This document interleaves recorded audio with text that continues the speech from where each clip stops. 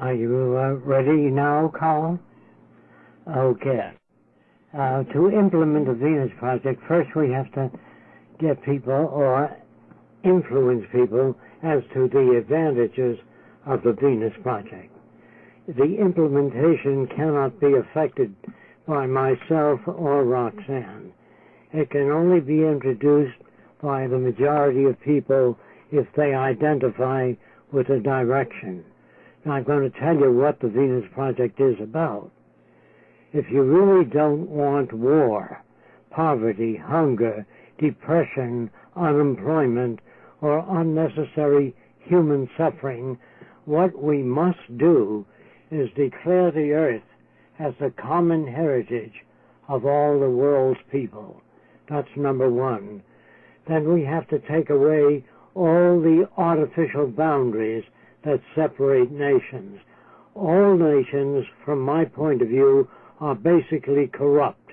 As long as they use money, there's always going to be political influences over different areas of the country. When few nations control most of the world's resources, you're going to have trouble. Every 20 years, you're going to have war, recession, the same problems over and over again, unless you declare the earth the common heritage of all the world's people. Now, I'm asking you to think about this. How did Britain get to be as powerful as they happen to be?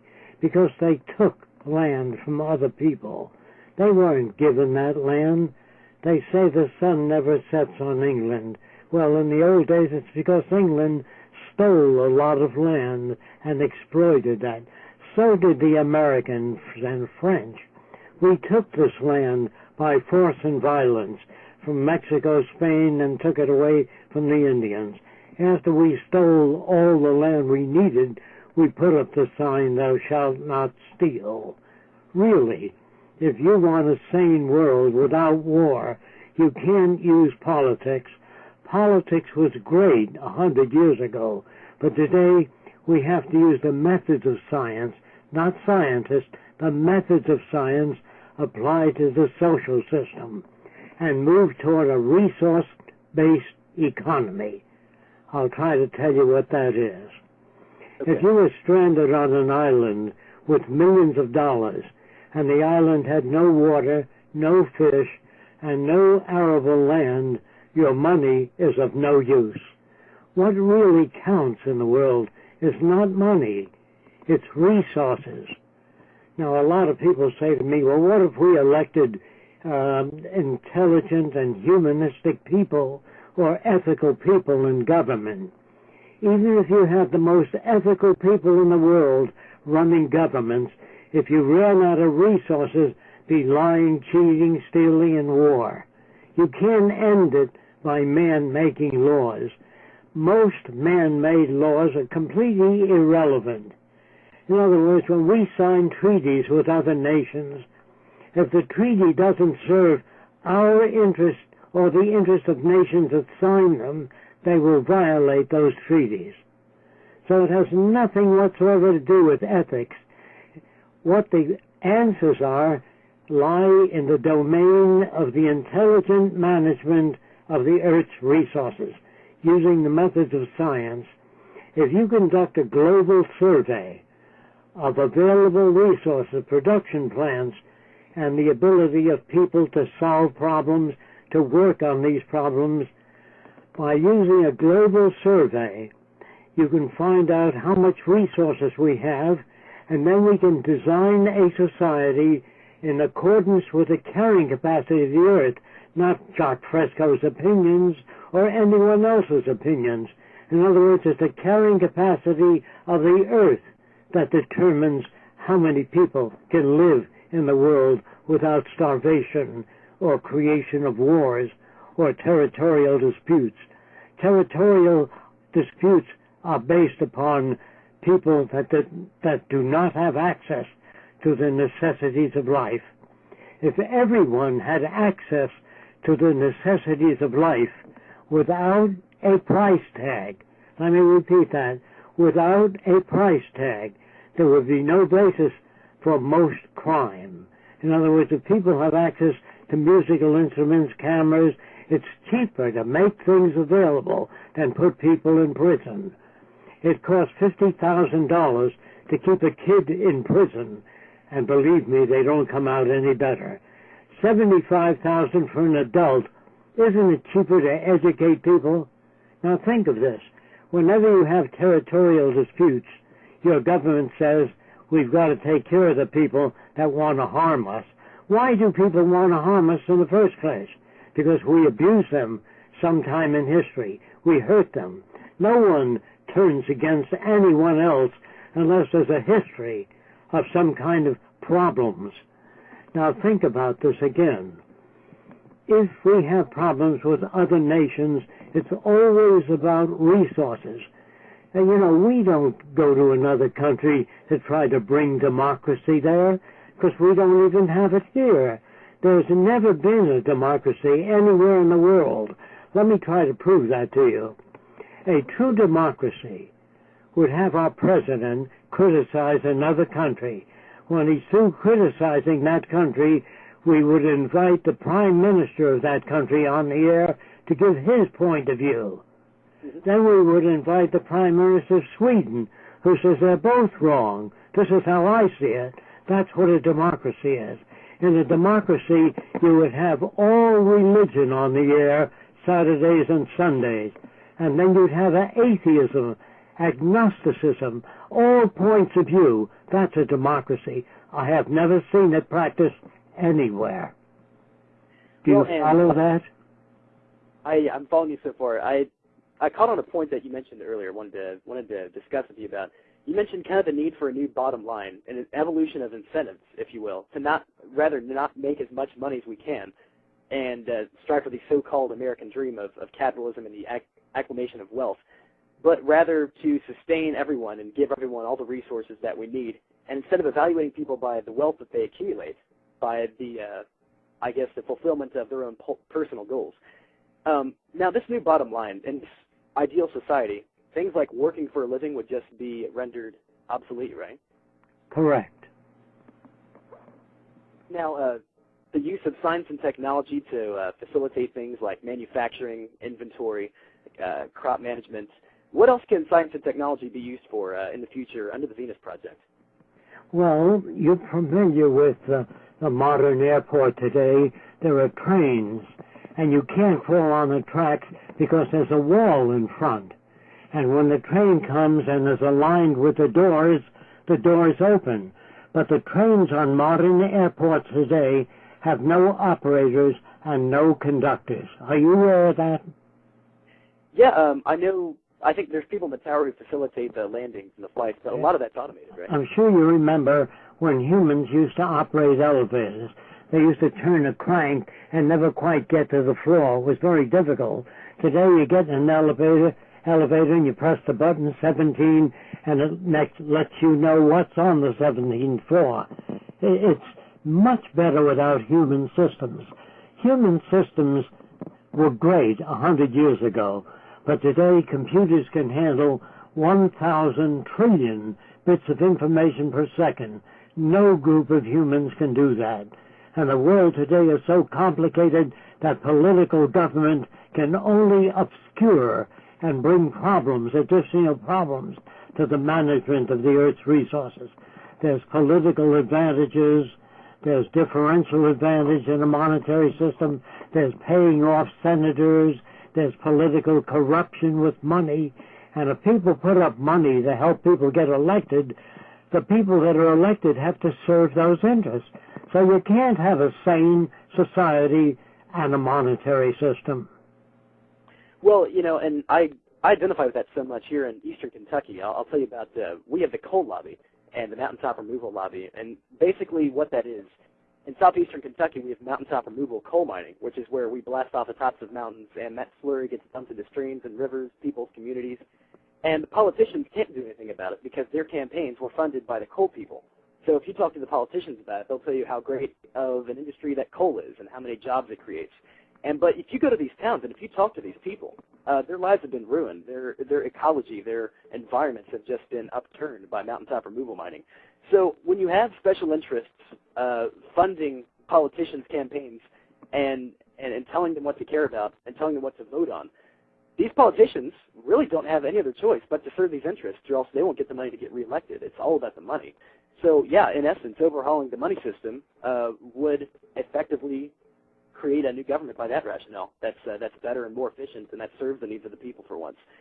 Now, talking a little bit about, I had a caller ask earlier, and I'm sure you might have some comments on this. They said this sounds similar to a New World Order with the global governing body and kind of an elimination of borders. How do you feel about that? Is that comparable at all? The New World Order, is it similar? No, it has nothing in common with the New World Order. The New World Order is the people that manage and control the systems with themselves in charge. I'm talking about non-political systems. There is no government. There's no need for government. What there's need for is the distribution of resources to all the world's people and an education without a price tag. So people go to any university without a price tag. They can live in homes as long as they like, but you don't own anything anymore. It's there for your use, just like automobiles are parked outside of cities and they're there for your use. You don't own anything anymore. The days of ownership requires protection, insurance, and the homes, all of them are fireproof in design, so you don't need any fire stations. And the aircraft are very different than they are today. They're built a certain way. Let's say if the landing gear doesn't come down, the fuel is then blown out. Because most people are not killed by airplane crashes. They're killed by fire. So if you blow the fuel out with an inert gas, you don't have that problem. And if the landing gear doesn't come down, that triggers the mechanism that blows the fuel out. In other words, politicians don't know how to solve problems. Oh, they may be sincere, some of them may be honest, but they really don't know how to solve problems. They can say things that people like to hear. Like, if a politician discovered that the earth was round, he'd say to people that believe it was flat, I think it's a little round and a little flat. And that's not what science tries to do. If people believe the earth is flat, they show them the evidence to counterprove that it is not flat. Scientists don't try to get along with people. That's the business of politicians. What scientists say is what they find, regardless of how many people believe that the earth is flat. Do you see what I mean? Yeah, I sell them on anything. Well, you know, our language is old. It was designed hundreds of years ago. We still say to people, I'll see you at sunrise. The sun doesn't rise. The earth rotates in that direction. You see, when I say our language is old, it was designed a long time ago, and it has a lot of conflict in it, particularly the Bible. When somebody reads the Bible, they say, I think Jesus meant this. Another person says, oh, no, you got it all wrong. He meant that. That's why you have the Lutheran, the Seventh-day Adventist, the Catholic, all the different denominations, because the Bible is subject to interpretation. And the language that you use every day is subject to interpretation. So what we have to do is develop a language that's not subject to interpretation. It already exists. Chemistry, physics, engineering. When engineers talk to each other, people don't say, I think he meant this or I think he meant that. When you give a blueprint to Japan of an automobile, they turn out the same car if the specifications are all in the blueprint. That language is not subject to interpretation. If I were to design a bridge and the other engineers would read my reports on it and interpret it in their own way, that bridge would never come to fruition. Do you understand that? Yeah. The language of engineering, electronics, physics, chemistry, botany are all languages that are not subject to interpretation. And if you had such a language that was manifest, lawyers could not exist, because all they do is take language, twist it around into any way that would serve their interest. I'm not saying that a lawyer today is considered a good profession. In the future would be considered criminal. Other criminals would be judges and lawyers. All those people would be considered criminal. So would advertising. Because this has nothing to do with the truth. It has to do with peddling a product. So the society you live in is basically unethical. Well, now moving on to near the end of your essay, you mentioned that we would need to evolve a new set of incentives to live by instead of incentives for greed and corruption. Now, critics of the Venus Project would argue that traits like greed, lust for power, and corruption are kind of inherent in human beings, and as long as these traits exist, then the Venus Project will never be fully realized. Greed and power and ownership evolves in a scarcity society. If you lived in the South Pacific Islands, no one steals coconuts. There's so many of them. And when they pull in a net full of fish, they don't say, you owe me $1.50 or $3 for fish. They just throw fish to anyone standing there. That's called a resource-based economy. If you had the good fortune to go to the South Pacific Islands, I don't know about today, but years ago, they just fed you and gave you whatever you had need for without a price tag. Now look, if the human body worked in terms of the monetary system, suppose the brain said, I do all the thinking, I want most of the nutrients. The lungs would say, if I don't oxygenate the blood, you would die as a brain. So the brain says, what do you need? Everything you need, all the same nutrients, the same for the liver and the kidneys, and all the organs of the body get whatever they need. The brain can't exploit any organ of the body. Nature had already achieved this. The way people live today is based on scarcity, and all the business of money, all based on scarcity. And everyone in the monetary system is either a chiseler or a sucker. You can consult your bank account to see what you are. So you see, there are people that gather all the money they can in a monetary system. It's called greed. It's the monetary system that produces greed. People do not oversupply materials that are abundant. If you live near a waterfall, no one steals water. It's so abundant that the air you breathe is absolutely abundant, and there's plenty of it, and absolutely essential for life, but there's no price tag on it, because there's so much of it, you can't monitor it. So what we have to do is produce an abundance and make it available to people, then they don't steal. Now, other forms of aberrant behavior, such as serial killers, killing, murderers, robbery, is all based on scarcity. People don't steal water, like I said, when they live near a waterfall. And people cannot conceive of heaven. They make God in their own image. If you really think about it, because people say, God so loveth the world that he gave his only begotten Son, that others might have eternal life and not perish. Well, let's be honest about that. The witnesses at the time said that Jesus arose and ascended into heaven. Therefore, there's no sacrifice. Do you follow me? Mm-hmm. What's a sacrifice? If they say he rose, came forth from his tomb, and ascended into heaven, there's no sacrifice there. So you see, they don't even know what they're reading. And also, if they remember, which they don't seem to remember, I'm talking about religious people, the Lord's Prayer says, thy will be done on earth as it is in heaven. There's no business in heaven, no private ownership, no money. They don't know what they're reading. They don't seem to understand these things. When they go to church, they give lip service to the teachings of Christ. Larry King once asked me what I thought of Christianity. I said, it's a great idea. When are they putting it into practice? The children of the future won't have a need to make up mythical stories of the things that they don't have knowledge about in the universe. Just because they don't understand things, they won't make up stories. They'll learn to say, I don't know, and I put it in abeyance until we have further information.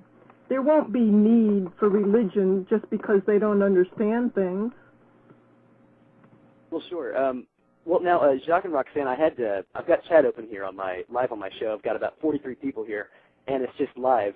My switchboard and my messenger both. I had one person ask a question, to pass along a question, about people who choose not to participate in the Venus Project were to be implemented, and how they would live and how they would obtain resources. Well, if individuals don't want to participate in it, for whatever reason, they can live outside the Venus Project. And if they need medical care or anything, we would give them that, just because they're people, humans. We feel that eventually most people will come around to it. Now, in the beginning, you're going to have trouble during the transition. You'll have all kinds of problems. But after the installation of the Venus Project on a global basis, then I would recommend that the space program open up. Right now, I'm afraid of the space program. If any single nation gets out there, I can assure you that sooner or later there'll be nuclear weapons out there, because we aren't wise enough yet to use our technology intelligently. Let me try to back that up. Tell you how stupid humanity is. I do a lecture called The Limitless Dimensions of Human Stupidity. Today we have, America I'm talking about, has 300 submarines. Each one has more destructive power than all the wars in history. Now, how stupid can you be? What can you possibly accomplish with that? Do you understand what I'm saying? Yeah, and I think they have a place built for senators where they can go under a mountain in case of nuclear war. There's enough food and water for 6 months. What do you come out to? A burnt-out radioactive planet? How stupid can you be? That's why I keep saying that senators, congressmen, businessmen know nothing. They have nothing to offer. Everything that you have today, your radio, your television set, your electric lights, all the conveniences, your automobiles, the airplanes, you got all of those just being born in America, and it doesn't hurt you. People say, well, gee, if people get things for nothing, they won't want to do anything. That's their own projections. I know no one that works harder than a person that has lots of money. They work 18 hours a day doing the things they like to do, and they think there's not enough hours in the day. Now think about this. If you have to work for a living, minimum wage, is that really using a person's head? If a young girl stands behind a counter of a department store, what can I do for you, ma'am? That's not using her head. That's not being alive. If you type for a company for 18 years, do you know what you've got when you retire? Corporate letters in your head. You haven't learned how to live, how to relate, how to share values with other people. Schools do not teach you that. They teach you how to become a cog in the wheel and patriotic. Einstein used to say all the time that patriotism is a disease because it divides people. And that goes for women's studies, Polish studies, Jewish studies, black studies. We don't want that. All people need healthy food, clean air, clean water, and a relevant education. The division of people is dangerous. Well, now, Jacques, to fully realize your vision, I had someone asking me a question to pass along to you. What resources right now does the Venus Project need to further its progress? Well, we've been supporting it for years, Roxanne and I, for 30 years. It was just recently, since the Zeitgeist Addendum came out, that film, that people are writing us from all over the world. We have also been invited to many of the major countries of the world to explain the Venus Project. And today, in France, Russia, China, they're all inquiring about the Venus Project. They want to know more about it. So our information is appearing all over the world. What we'd really like to do next is a major motion picture that will show in kind of an entertaining but informative way to the general public what a resource-based economy is like and what living in the city of a resource-based economy would be like and how it influences and changes behavior. And then we'd have flashbacks of how we get from here to there. We think that this film is very necessary to help with the transition and point out a direction for people to work towards, because they have no idea where to go. Nobody's introducing a sane direction, a sane positive direction, using our science and technology for the benefit of people and the environment. It's always abusive within a monetary system. So we feel that this film is very necessary. So resources we really need are people in the film industry that can make this type of major motion picture happen, or a TV series. It's not enough to criticize a country, even your own country, without offering a possible alternative. If you just criticize politics or corruption without offering a way out of that, you just leave people in midair. That's where the activists are today. They don't have an alternative. They merely carry around protest signs, don't cut down the forest. Well, look, if people buy lumber, they're going to continue to cut down the forest, no matter how many protest signs. Then there's the Peace Corps. They go out and they talk peace. But they have to understand why nations war. And if you don't get rid of the conditions that produce war, the peace group has nothing to say. They don't know how to stop war. So they just hold up signs, say, make love, not war. That doesn't stop it. Since those signs have come out, there's been more wars in history, and the wars are getting worse, and our universities are better equipped than ever, and bombs are getting worse, and the destruction is getting worse.